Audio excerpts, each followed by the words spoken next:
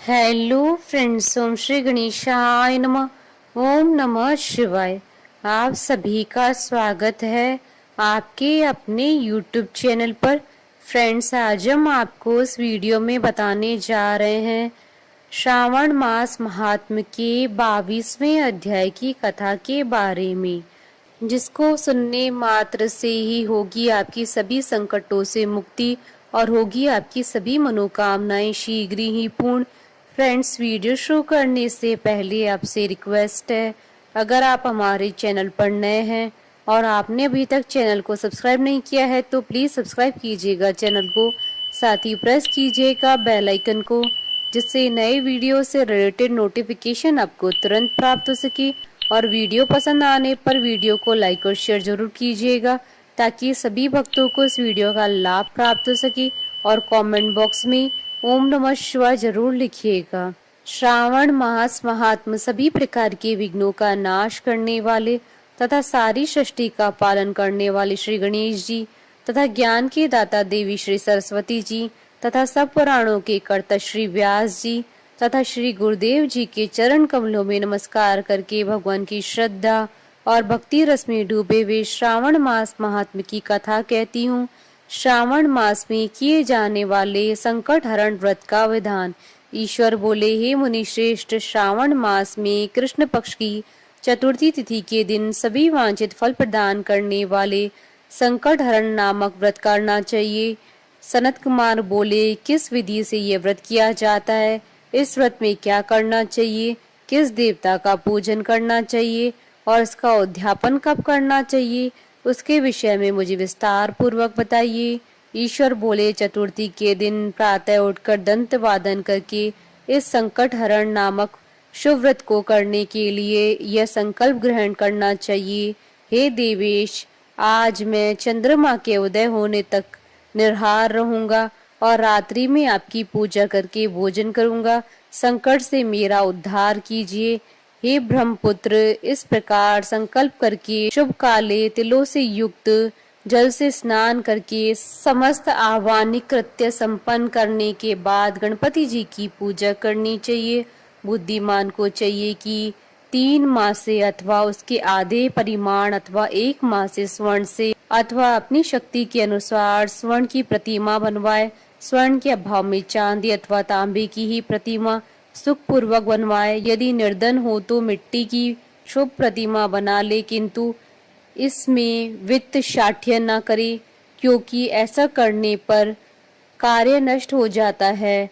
रम्य अष्टदल कमल पर जल से पूर्ण तथा वस्त्र युक्त कलश स्थापित करे और उसके ऊपर पूर्ण पात्र रखकर उसमें वैदिक तथा तांत्रिक मंत्रों द्वारा 16 उपचारों से देवता की पूजा करे। हे विप्र, तुल युक्त 10 उत्तम मोदक बनाएं, उनमें से 5 मोदक देवता को अर्पित करें और 5 मोदक ब्राह्मण को प्रदान करें। भक्ति भाव से उस विप्र की देवता की भांति पूजा करें और यथाशक्ति दक्षिणा देकर यह प्रार्थना करें, हे विप्रवरी, आपको नमस्कार है। हे देव, मैं आपको फल तथा दक्षिणा से युक्त 5 मोदक प्रदान करता हूँ। हे द्विज श्रेष्ठ, मेरी विपत्ति को दूर करने के लिए इसे ग्रहण कीजिए। हे विप्र रूप गणेश्वर, मेरे द्वारा जो भी न्यून अधिक अथवा द्रव्यहीन कृत्य किया गया हो वह सब पूर्णता को प्राप्त हो। इसके बाद स्वादिष्ट अन्न से ब्राह्मणों को प्रसन्नता पूर्वक भोजन कराए। उसके बाद चंद्रमा को अर्घ्य प्रदान करे। उसका मंत्र प्रारंभ से सुनिए। हे क्षीर सागर से प्रादुर्भूत, हे सुधारूप, हे निशाकर, हे गणेश की प्रीति को बढ़ाने वाले, मेरे द्वारा दिए गए अर्घ्य को ग्रहण कीजिए।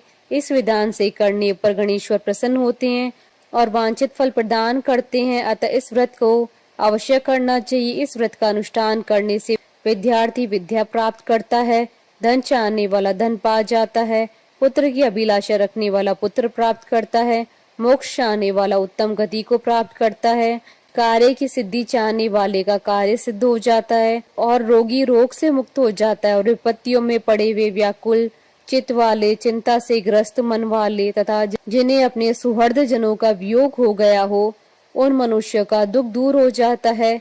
यह व्रत मनुष्य की सभी कष्टों का निवारण करने वाला है। उन्हें सभी अभीष्ट फल प्रदान करने वाला है, पुत्र पौत्र आदि देने वाला है तथा सभी प्रकार की संपत्ति प्रदान करने वाला है। हे सनत कुमार, अब मैं पूजन तथा जप के मंत्रों को आपसे कहता हूँ। प्रणव के पश्चात नमः शब्द लगाकर बाद में हिरंब, मदमोहित तथा संकष्ट निवारण इन शब्दों का चतुर्थ्यंत जोड़कर पुनः अंत में स्वाहा प्रयुक्त करके इस 21 वर्ण वाले मंत्र ओम नमो हिरंबाय मदमोदिताय संकष्ट निवारणाय स्वाहा को बोलना चाहिए। बुद्धिमान व्यक्ति को चाहिए कि इंद्र आदि लोकपालों की सभी दिशाओं में पूजा करे। अब मैं मोदकों की दूसरी विधि आपको बताता हूँ। पके हुए मूंग तथा तिलों से युक्त घी में पकाए गए तथा गरी के छोटे छोटे टुकड़ों से मिश्रित मोदक गणेश जी को अर्पित करें। उसके बाद दूर्वा के अंकुर लेकर इन नाम पदों से पृथक पृथक गणेश जी की पूजा करें। उन नामों को मुझसे सुनिए। हे गणाधिप, हे उमा पुत्र, हे अगन्नाशन, हे एकदंत, हे इभवक्त्र, हे मूषकराज, हे विनायक, हे ईशपुत्र, हे सर्व सिद्धि प्रदायक, हे विघ्नराज, हे विनायक, हे सर्व संकट नाशन, हे लंबोदर, हे गणाध्यक्ष, हे गौर्य मंगल संभव, हे धूमकेतु, हे बालचंद्र, हे सिंदूरासुरमर्दन, हे विद्या निधान, हे विकट, हे शूर्पकर्ण, आपको नमस्कार है। इस प्रकार इन 21 नामों से गणेश जी की पूजा करें। उसके बाद भक्ति से नम्र होकर प्रसन्न बुद्धि से गणेश देवता से इस प्रकार प्रार्थना करें। हे विघ्नराज, आपको नमस्कार है। हे उमापुत्र, हे अघनाशन, जिस उद्देश्य से मैंने यथाशक्ति आज आपका पूजन किया है उससे प्रसन्न होकर शीघ्र ही मेरे हृदय स्थित मनोरथों को पूर्ण कीजिए। हे प्रभु, मेरे समक्ष उपस्थित विविध प्रकार के समस्त विघ्नों का नाश कीजिए। मैं यहाँ सभी कार्य आपकी ही कृपा से करता हूँ। मेरे शत्रुओं की बुद्धि का नाश कीजिए तथा मित्रों की उन्नति कीजिए। इसके बाद 108 आहुति देकर होम करें। उसके बाद व्रत की संपूर्णता के लिए मोदकों का वायन प्रदान करें। उस समय कहें, गणेश जी की प्रसन्नता के लिए मैं 7 लड्डुओं तथा 7 मोदकों का वायन फल सहित ब्राह्मण को प्रदान करता हूँ। तदंतर हे सतम, पुण्यदायिनी कथा सुनकर इस मंत्र के द्वारा 5 बार प्रयत्न पूर्वक चंद्रमा को अर्घ्य प्रदान करें। क्षीर सागर से उत्पन्न तथा अत्रि गोत्र में उत्पन्न हे चंद्र, रोहिणी सहित आप मेरे द्वारा प्रदत्त अर्घ्य को स्वीकार कीजिए। उसके बाद अपने अपराध के लिए देवता से क्षमा प्रार्थना करें और अपने सामर्थ्य के अनुसार ब्राह्मणों को भोजन कराएं तथा ब्राह्मणों को जो अर्पित किया गया हो उसके अवशिष्ट भोजन को स्वयं ग्रहण करें। मौन होकर 7 ग्रास ग्रहण करें और अशक्त हो तो इच्छा अनुसार भोजन ग्रहण करें। इसी प्रकार 3 मास अथवा 4 मास तक विधान पूर्वक इस व्रत को करें। उसके बाद बुद्धिमान को चाहिए कि 5वें महीने में उद्यापन करे।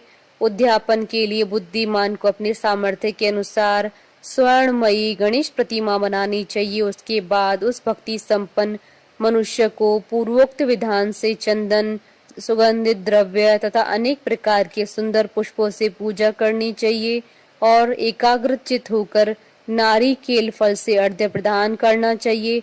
पायस युक्त सूप में फल रखकर और उसे लाल वस्त्र से लपेटकर यह वायन भक्त ब्राह्मण को प्रदान करे। साथ ही स्वर्ण की गणपति की प्रतिमा भी दक्षिणा सहित उन्हें दे। व्रत की पूर्णता के लिए एक आडक तिल का दान करे। उसके बाद विघ्नेश प्रसन्न हो ऐसा कहकर देवता से क्षमा प्रार्थना करें। इस प्रकार उद्यापन करने से अश्वमेघ यज्ञ का फल प्राप्त होता है और मनोवांछित सभी कार्य सिद्ध हो जाते हैं। हे सतम, पूर्व कल्प में स्कंद कुमार के चले जाने पर पार्वती ने मेरी आज्ञा से 4 महीने तक इस व्रत को किया। तब 5वें महीने में पार्वती ने कार्तिकेय को प्राप्त किया। समुद्र पान के समय अगस्त्य जी ने इस व्रत को किया था और 3 माह में विघ्नेश्वर की कृपा से उन्होंने सिद्धि प्राप्त कर ली। हे विप्रेंद्र, राजा नल के लिए दमयंती ने 6 महीने तक इस व्रत को किया था। तब नल को खोजती भी दमयंती को वे मिल गए थे। जब चित्रलेखा अनिरुद्ध को बाणासुर के नगर में ले गई थी तब वह कहाँ गया और उसे कौन ले गया, यह सोचकर प्रद्युम्न व्याकुल हो गए। उस समय प्रद्युम्न को पुत्र शोक से पीड़ित देखकर रुक्मणी ने प्रेम पूर्वक उससे कहा, हे पुत्र, मैंने जो व्रत अपने घर में किया था उसे मैं बताती हूँ, उसे ध्यान पूर्वक सुनो। बहुत समय पहले जब राक्षस तुम्हें उठा ले गया था, तब तुम्हारे वियोग जन्य दुख के कारण मेरा हृदय विदीर्ण हो गया था। मैं सोचती थी कि मैं अपने पुत्र का अति सुंदर मुख कब देखूंगी। उस समय अन्य स्त्रियों के पुत्रों को देखकर मेरा हृदय विदीर्ण हो जाता था कि कहीं अवस्था साम्य से यह मेरा पुत्र ही तो नहीं है। इसी चिंता में व्याकुल हुए मेरे अनेक वर्ष व्यतीत हो गए। तब देव योग से लोमेश मुनि मेरे घर आ गए और उन्होंने सभी चिंताओं को दूर करने वाला संकष्टी चतुर्थी का व्रत मुझे विधि पूर्वक बताया और मैंने 4 महीने तक इसे किया। उसी के प्रभाव से तुम शंबरासुर को युद्ध में मार कर आ गए थे। अतः हे पुत्र, इस व्रत की विधि जानकर तुम भी इसे करो, उससे तुम्हें अपने पुत्र का पता चल जाएगा। हे विप्र, प्रद्युम्न ने यह व्रत करके गणेश जी को प्रसन्न किया। तब नारद जी से उन्होंने सुना कि अनिरुद्ध बाणासुर के नगर में है। उसके बाद बाणासुर के नगर में जाकर उससे अत्यंत भीषण युद्ध करके और संग्राम में शिव सहित बाणासुर को जीत कर पुत्र वधु सहित अनिरुद्ध को प्रद्युम्न घर लाए थे। हे मुनि, इसी प्रकार अन्य देवताओं तथा असुरों ने भी विघ्नेश की प्रसन्नता के लिए यह व्रत किया था। हे सनत कुमार, इस व्रत के समान सभी सिद्धियां देने वाला इस लोक में कोई भी व्रत, तप, दान और तीर्थ नहीं है। बहुत कहने से क्या लाभ है, इसके तुल्य कार्य सिद्धि कराने वाला दूसरा कोई भी नहीं है। अभक्त, नास्तिक तथा शठ को इस व्रत का उपदेश नहीं करना चाहिए, अपितु पुत्र, शिष्य, श्रद्धालु तथा सज्जन को इसका उपदेश करना चाहिए। हे विप्र, हे धर्मनिष्ठ, हे विधि नंदन, तुम मेरे प्रिय हो तथा लोकोपकार करने वाले हो, अतः मैंने तुम्हारे लिए इस व्रत का उपदेश किया।